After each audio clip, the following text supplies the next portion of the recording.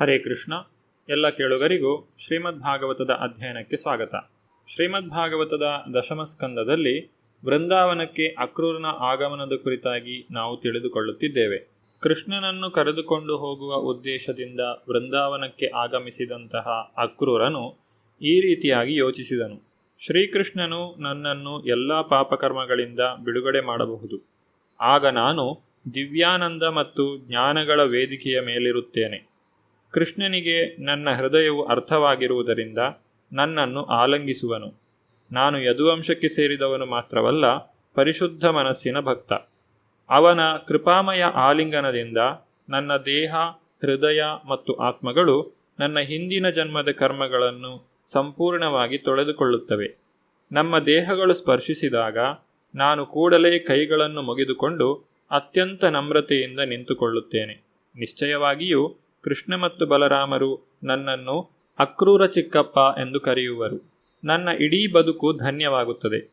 ಮನುಷ್ಯನನ್ನು ದೇವೋತ್ತಮ ಪರಮಪುರುಷನು ಮನ್ನಿಸದೇ ಇದ್ದರೆ ಅವನ ಬದುಕು ಸಾರ್ಥಕವಾಗುವುದಿಲ್ಲ.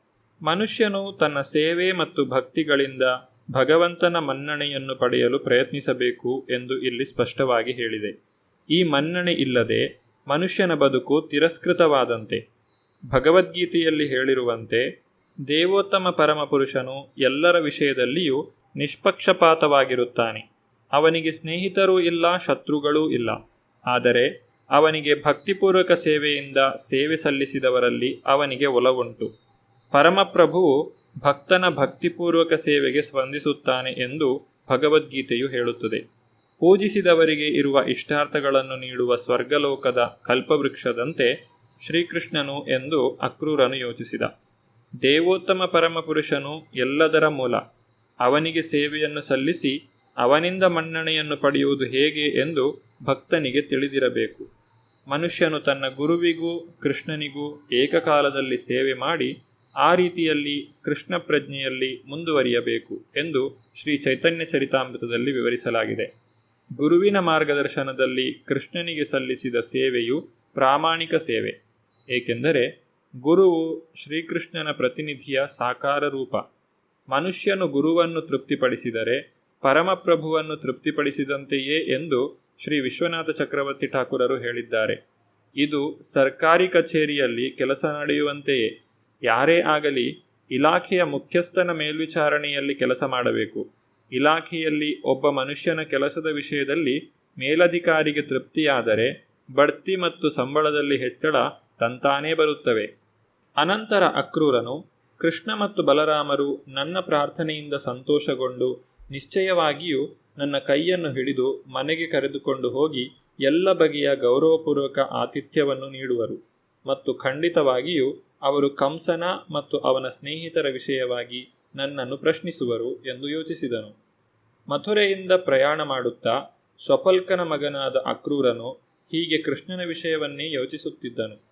ದಿನ ಮುಗಿಯುವ ಹೊತ್ತಿಗೆ ವೃಂದಾವನವನ್ನು ತಲುಪಿದನು. ಅಕ್ರೂರನಿಗೆ ಪ್ರಯಾಣವು ಎಷ್ಟು ಕಾಲ ಹಿಡಿಯಿತು ಎನ್ನುವುದೇ ಅರಿವಾಗಲಿಲ್ಲ. ಅವನು ವೃಂದಾವನವನ್ನು ತಲುಪಿದಾಗ ಸೂರ್ಯನು ಮುಳುಗುತ್ತಿದ್ದನು. ವೃಂದಾವನದ ಎಲ್ಲೆಯನ್ನು ಪ್ರವೇಶಿಸುತ್ತಲೇ ಗೋವುಗಳ ಹೆಜ್ಜೆಯ ಗುರುತನ್ನು ಕಂಡನು. ಧ್ವಜ, ತ್ರಿಶೂಲ, ಸಿಡಿಲು ಮತ್ತು ಕಮಲ, ಕೃಷ್ಣನ ಅಂಗಾಲಿನ ಗುರುತುಗಳಿದ್ದ ಹೆಜ್ಜೆ ಗುರುತುಗಳನ್ನು ಕಂಡನು. ಕೃಷ್ಣನ ಹೆಜ್ಜೆ ಗುರುತುಗಳನ್ನು ಕಂಡಾಗ ಅಕ್ರೂರನು ಗೌರವದಿಂದ ರಥವನ್ನು ಬಿಟ್ಟು ಇಳಿದನು. ಆನಂದದ ಉದ್ವೇಗದ ಎಲ್ಲ ಚಿಹ್ನೆಗಳು ಅವನನ್ನು ಮುತ್ತಿದವು. ಅವನು ಅತ್ತನು, ಅವನ ಶರೀರವು ಕಂಪಿಸಿತು. ಕೃಷ್ಣನ ಚರಣಕಮಲಗಳು ಸ್ಪರ್ಶಿಸಿದ ಧೂಳನ್ನು ನೋಡಿ ಆನಂದಾತಿರೇಕದಿಂದ ಅಕ್ರೂರನು ಸಾಷ್ಟಾಂಗ ನಮಸ್ಕಾರ ಮಾಡಿ ನೆಲದ ಮೇಲೆ ಹೊರಳಾಡಿದನು. ವೃಂದಾವನಕ್ಕೆ ಅಕ್ರೂರನ ಪ್ರಯಾಣ ಮಾದರಿಯಾದದ್ದು. ವೃಂದಾವನಕ್ಕೆ ಭೇಟಿ ಕೊಡಬೇಕು ಎಂದುಕೊಂಡವರು ಅಕ್ರೂರನ ಹೆಜ್ಜೆಯನ್ನು ಅನುಸರಿಸಿ ಭಗವಂತನ ಲೀಲೆಗಳನ್ನು ಮತ್ತು ಕಾರ್ಯಗಳನ್ನು ಕುರಿತು ಚಿಂತಿಸಬೇಕು. ವೃಂದಾವನದ ಎಲ್ಲೆಯನ್ನು ತಲುಪುತ್ತಲೇ ಅವನು ವೃಂದಾವನದ ಧೂಳನ್ನು ತನ್ನ ದೇಹಕ್ಕೆ ಲೇಪಿಸಿಕೊಳ್ಳಬೇಕು. ಅವನು ತನ್ನ ಐಹಿಕ ಸ್ಥಾನ ಮತ್ತು ಪ್ರತಿಷ್ಠೆಗಳನ್ನು ಕುರಿತು ಯೋಚಿಸಬಾರದು.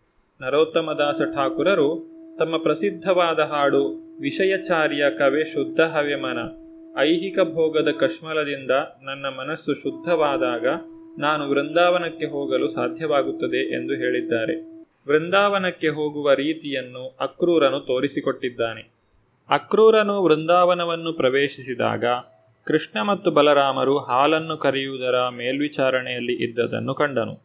ಕೃಷ್ಣನು ಪೀತಾಂಬರವನ್ನು ಉಟ್ಟಿದ್ದನು. ಬಲರಾಮನ ಉಡುಪು ನೀಲಿ ಛಾಯೆಯದು. ಕೃಷ್ಣನ ಕಣ್ಣುಗಳು ಶರದೃತುವಿನಲ್ಲಿ ಅರಳಿದ ಕಮಲದಂತೆಯೇ ಇದ್ದವೆಂದು ಅಕ್ರೂರನು ಕಂಡನು. ಕೃಷ್ಣ ಮತ್ತು ಬಲರಾಮರಿಬ್ಬರೂ ತಮ್ಮ ಯೌವನದ ವಸಂತದಲ್ಲಿದ್ದರು. ಇಬ್ಬರೂ ದೇಹದ ಲಕ್ಷಣಗಳಲ್ಲಿ ಒಂದೇ ರೀತಿಯಾಗಿದ್ದರೂ ಮೈ ಬಣ್ಣದಲ್ಲಿ ಕೃಷ್ಣನದು ಕಪ್ಪು ಛಾಯೆ, ಬಲರಾಮನದು ಬಿಳಿಯ ಛಾಯೆ. ಇಬ್ಬರೂ ಭಾಗ್ಯದೇವತೆಗೆ ಆಶ್ರಯರಾಗಿದ್ದರು. ಅವರು ದೃಢಕಾಯರಾಗಿದ್ದರು. ಅವರ ಕೈಗಳು ಸುಂದರವಾಗಿದ್ದವು. ಅವರ ಮುಖಗಳು ನೋಡುವವರ ಕಣ್ಣಿಗೆ ಹಬ್ಬವಾಗಿದ್ದವು. ಮತ್ತು ಇಬ್ಬರಿಗೂ ಆನೆಯ ಬಲವಿತ್ತು. ಅವರ ಹೆಜ್ಜೆಯ ಗುರುತುಗಳನ್ನು ನೋಡಿದ್ದ ಅಕ್ರೂರನು ಈಗ ಅವರನ್ನೇ ಕಣ್ಣಾರೆ ಕಂಡನು. ಅವರು ಅತ್ಯಂತ ಪ್ರಭಾವಶಾಲಿಗಳಾಗಿದ್ದರೂ ಮಂದಹಾಸದಿಂದ ಅಕ್ರೂರನ ಕಡೆಗೆ ನೋಡುತ್ತಿದ್ದರು. ಕೃಷ್ಣ ಮತ್ತು ಬಲರಾಮರು ಕಾಡಿನಲ್ಲಿ ಹಸುಗಳನ್ನು ಮೇಯಿಸಿಕೊಂಡು ಹಿಂದಕ್ಕೆ ಬಂದಿದ್ದರು ಎಂದು ಅಕ್ರೂರನಿಗೆ ಅರ್ಥವಾಯಿತು. ಅವರು ಸ್ನಾನ ಮಾಡಿ ಹೊಸ ಬಟ್ಟೆಯನ್ನು ಉಟ್ಟಿದ್ದರು. ಅವರ ಕೊರಳುಗಳನ್ನು ಹೂವಿನ ಹಾರಗಳು ಮತ್ತು ಬೆಲೆಬಾಳುವ ಆಭರಣಗಳಿದ್ದ ಹಾರಗಳು ಅಲಂಕರಿಸಿದ್ದವು. ಅವರು ತಮ್ಮ ದೇಹಗಳಿಗೆ ಶ್ರೀಗಂಧವನ್ನೂ ಲೇಪಿಸಿದ್ದರು. ಹೂವುಗಳ ಮತ್ತು ಶ್ರೀಗಂಧದ ಸುವಾಸನೆಯನ್ನು, ಅವರ ಅಂಗಸೌಷ್ಠವವನ್ನು ಅಕ್ರೂರನು ಬಹುವಾಗಿ ಮೆಚ್ಚಿಕೊಂಡನು. ದೇವೋತ್ತಮ ಪರಮಪುರುಷನಾದ ಶ್ರೀಕೃಷ್ಣನನ್ನು, ಅವನ ಪೂರ್ಣ ವಿಸ್ತರಣೆಯಾದ ಬಲರಾಮನನ್ನು ಕಣ್ಣಾರೆ ಕಂಡ ತಾನು ಭಾಗ್ಯಶಾಲಿ ಎಂದು ಅಕ್ರೂರನು ಭಾವಿಸಿದನು. ಏಕೆಂದರೆ ಅವರೇ ಸೃಷ್ಟಿಯ ಮೂಲಪುರುಷರು ಎಂದು ಅವನಿಗೆ ತಿಳಿದಿತ್ತು. ಬ್ರಹ್ಮ ಸಂಹಿತೆಯಲ್ಲಿ ಹೇಳಿದಂತೆ ಕೃಷ್ಣನು ಮೂಲ ದೇವೋತ್ತಮ ಪರಮಪುರುಷನು ಮತ್ತು ಎಲ್ಲ ಕಾರಣಗಳ ಕಾರಣನು. ತನ್ನ ಸೃಷ್ಟಿಯ ಕಲ್ಯಾಣಕ್ಕಾಗಿ, ಧರ್ಮದ ತತ್ವಗಳ ಪುನಃಸ್ಥಾಪನೆಗಾಗಿ ಮತ್ತು ರಾಕ್ಷಸರ ಸಂಹಾರಕ್ಕಾಗಿ ದೇವೋತ್ತಮ ಪರಮಪುರುಷನು ತಾನೇ ಕಾಣಿಸಿಕೊಂಡಿದ್ದ ಎಂದು ಅಕ್ರೂರನಿಗೆ ಅರ್ಥವಾಯಿತು. ತಮ್ಮ ದೇಹಪ್ರಭೆಯಿಂದ ತಾವು ನೀಲಮಣಿ ಮತ್ತು ಬೆಳ್ಳಿಗಳ ಬೆಟ್ಟಗಳು ಎನ್ನುವಂತೆ ಅಣ್ಣ ತಮ್ಮಂದಿರು ಜಗತ್ತಿನ ಅಂಧಕಾರವನ್ನೆಲ್ಲ ಚದುರಿಸುತ್ತಿದ್ದರು. ಹಿಂದೆ ಮುಂದೆ ನೋಡದೆ ಅಕ್ರೂರನು ರಥದಿಂದ ಕೂಡಲೇ ಇಳಿದು ಕೃಷ್ಣ ಬಲರಾಮರ ಮುಂದೆ ದಂಡ ಪ್ರಣಾಮವನ್ನು ಮಾಡಿದನು. ದೇವೋತ್ತಮ ಪರಮಪುರುಷನ ಚರಣಕಮಲಗಳ ಸ್ಪರ್ಶದಿಂದ ಅವನಿಗೆ ತಡೆಯಲಾರದ ದಿವ್ಯಾನಂದವಾಯಿತು. ಅವನ ಗಂಟಲು ಕಟ್ಟಿಕೊಂಡಿತು. ಅವನಿಗೆ ಮಾತನಾಡಲು ಸಾಧ್ಯವಾಗಲಿಲ್ಲ. ಕೃಷ್ಣನ ಅಲೌಕಿಕ ಸನ್ನಿಧಿಯ ಕಾರಣ ಅವನ ಕಣ್ಣುಗಳಿಂದ ನೀರು ಧಾರಾಕಾರವಾಗಿ ಸುರಿಯಿತು. ಅವನು ಆನಂದ ಪರವಶತೆಯಿಂದ ನೋಡುವ ಮತ್ತು ಮಾತನಾಡುವ ಶಕ್ತಿಯನ್ನು ಕಳೆದುಕೊಂಡವನಂತೆ ಸ್ತಂಭೀಭೂತನಾದನು. ತನ್ನ ಭಕ್ತರಿಗೆ ಪರಮಕೃಪಾಳುವಾದ ಶ್ರೀಕೃಷ್ಣನು ಅಕ್ರೂರನನ್ನು ತನ್ನ ಕೈಗಳಿಂದ ಎತ್ತಿ ಆಲಂಗಿಸಿಕೊಂಡನು. ಅಕ್ರೂರನ ವಿಷಯದಲ್ಲಿ ಶ್ರೀಕೃಷ್ಣನಿಗೆ ತುಂಬ ಸಂತೋಷವಾದಂತೆ ಕಂಡಿತು. ಬಲರಾಮನು ಅಕ್ರೂರನನ್ನು ಆಲಂಗಿಸಿದನು. ಅವನ ಕೈಗಳನ್ನು ಹಿಡಿದುಕೊಂಡು ಅವನನ್ನು ತಮ್ಮ ಮಂದಿರಕ್ಕೆ ಕರೆದುಕೊಂಡು ಹೋಗಿ ಅವನಿಗೆ ಸೊಗಸಾದ ಪೀಠವನ್ನು ಕೊಟ್ಟರು ಮತ್ತು ಕಾಲುಗಳನ್ನು ತೊಳೆಯಲು ನೀರನ್ನು ಕೊಟ್ಟರು. ಜೇನುತುಪ್ಪ ಮತ್ತು ಇತರ ವಸ್ತುಗಳನ್ನು ಅರ್ಪಿಸಿ ಅವನನ್ನು ಪೂಜಿಸಿದರು. ಅವನು ನೆಮ್ಮದಿಯಾಗಿ ಕುಳಿತ ನಂತರ ಕೃಷ್ಣ ಮತ್ತು ಬಲರಾಮರು ಅವನಿಗೆ ಒಂದು ಗೋವನ್ನು ದಾನವಾಗಿ ಕೊಟ್ಟರು. ಅವನಿಗೆ ರುಚಿರುಚಿಯಾದ ಭಕ್ಷ್ಯಗಳನ್ನು ಕೊಟ್ಟರು. ಅಕ್ರೂರನು ಅವುಗಳನ್ನು ಸ್ವೀಕರಿಸಿದನು. ಅಕ್ರೂರನು ಅವುಗಳನ್ನು ತಿಂದ ನಂತರ ಬಲರಾಮನು ಅವನಿಗೆ ತಾಂಬೂಲ ಮತ್ತು ತೇಯ್ದ ಶ್ರೀಗಂಧವನ್ನು ಅವನಿಗೆ ಇನ್ನೂ ಸಂತೋಷವನ್ನೂ ನೆಮ್ಮದಿಯನ್ನು ಉಂಟು ಮಾಡಲು ಅರ್ಪಿಸಿದನು. ಅತಿಥಿಯನ್ನು ಮನೆಗೆ ಹೇಗೆ ಬರಮಾಡಿಕೊಳ್ಳಬೇಕು ಎನ್ನುವುದನ್ನು ಇತರರಿಗೆ ತೋರಿಸಿಕೊಡುವುದಕ್ಕಾಗಿ ಕೃಷ್ಣನು ಅತಿಥಿಯನ್ನು ಬರಮಾಡಿಕೊಳ್ಳುವ ವೈದಿಕ ಪದ್ಧತಿಯನ್ನು ಸಂಪೂರ್ಣವಾಗಿ ಅನುಸರಿಸಿದನು. ಅತಿಥಿಯು ಶತ್ರುವಾದರೂ ಅವನನ್ನು ಅತಿಥೇಯನಿಂದ ಯಾರಾದರೂ ಅಪಾಯವಾಗುತ್ತದೆ ಎಂದು ಭಯಪಡದಷ್ಟು ಚೆನ್ನಾಗಿ ಅವನನ್ನು ಬರಮಾಡಿಕೊಳ್ಳಬೇಕು ಎನ್ನುವುದು ವೇದಗಳ ಆದೇಶ. ಅತಿಥೇಯನು ಬಡವನಾದರೆ ಅವನು ಕಡೆಯ ಪಕ್ಷ ಅತಿಥಿಯು ಕುಳಿತುಕೊಳ್ಳಲು ಚಾಪೆಯನ್ನು ಹಾಸಿ ಕುಡಿಯಲು ಒಂದು ಲೋಟ ನೀರನ್ನಾದರೂ ಕೊಡಬೇಕು. ಅಕ್ರೂರನ ಉನ್ನತವಾದ ಸ್ಥಾನಕ್ಕೆ ಯೋಗ್ಯವಾದ ರೀತಿಯಲ್ಲಿ ಕೃಷ್ಣ ಮತ್ತು ಬಲರಾಮರು ಅವನನ್ನು ಸ್ವಾಗತಿಸಿದರು.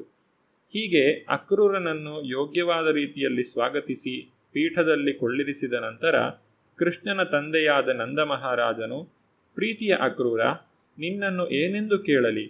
ಬಹು ಕ್ರೂರಿಯೂ ರಾಕ್ಷಸ ಸ್ವಭಾವದವನೂ ಆದ ಕಂಸನ ರಕ್ಷಣೆಯಲ್ಲಿ ನೀನು ಇದ್ದೀಯೆ ಎಂದು ನನಗೆ ತಿಳಿದಿದೆ. ಅವನ ರಕ್ಷಣೆ ಎಂದರೆ ಕಟುಕನು ಪ್ರಾಣಿಗಳನ್ನು ರಕ್ಷಿಸಿದಂತೆ ಎಲ್ಲರನ್ನೂ ಅವನು ಮುಂದೆ ಕೊಲ್ಲುವನು. ಕಂಸನು ಎಷ್ಟು ಸ್ವಾರ್ಥಿ ಎಂದರೆ ಅವನು ತನ್ನ ತಂಗಿಯ ಮಕ್ಕಳನ್ನೇ ಕೊಂದವನು. ಹೀಗಿರುವಾಗ ಅವನು ಮಥುರೆಯ ಪ್ರಜೆಗಳನ್ನು ಕಾಪಾಡುತ್ತಿದ್ದಾನೆ ಎಂದು ನಾನು ಪ್ರಾಮಾಣಿಕವಾಗಿ ಹೇಗೆ ನಂಬಲಿ ಎಂದನು. ಅಕ್ರೂರ ಮತ್ತು ನಂದ ಮಹಾರಾಜರ ಸಂಭಾಷಣೆಯ ಮುಂದುವರಿದ ಭಾಗವನ್ನು ನಾವು ಮುಂದಿನ ಸಂಚಿಕೆಯಲ್ಲಿ ನೋಡೋಣ. ಧನ್ಯವಾದಗಳು. ಹರೇ ಕೃಷ್ಣ.